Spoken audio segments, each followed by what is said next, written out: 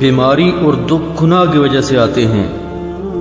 اکثر لوگوں کو جو تکلیف اور بیماریاں آتی ہیں وہ ان کی اپنی بدعمالیوں کا نتیجہ ہوتی ہیں، کیونکہ بعض لوگ برائیوں کو گناہ ہی شمار نہیں کرتے، اس لیے گناہ پر گناہ کرتے چلے جاتے ہیں۔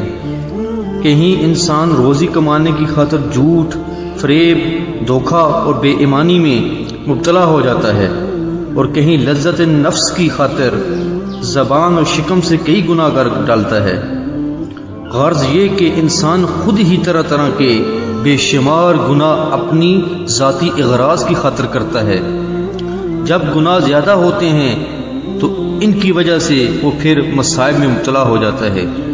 بہتر یہی ہے کہ انسان کو چاہیے کہ وہ ہر دم گناہوں سے بچے تاکہ تکلیف دور رہیں۔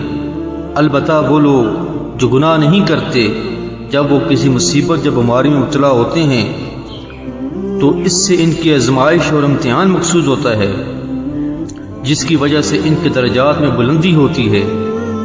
اگرچہ اللہ کے نیک بندے کسی تکلیف اور پریشانی میں مبتلا ہوتے ہیں اور اپنی عاجزی کے احساس کی وجہ سے وہ یہی کہتے ہیں کہ یہ ہماری شامت اعمال کی وجہ سے ہے۔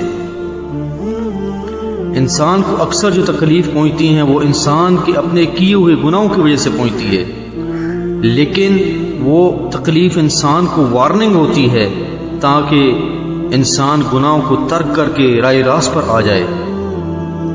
اللہ تعالیٰ فرماتا ہے کہ تم کو جو مصیبت پہنچتی ہے وہ تمہارے اپنے ہاتھوں کی کمائی ہوتی ہے، اور اللہ تو بہت سے گناہوں کو ویسے ہی معاف کر دیتا ہے۔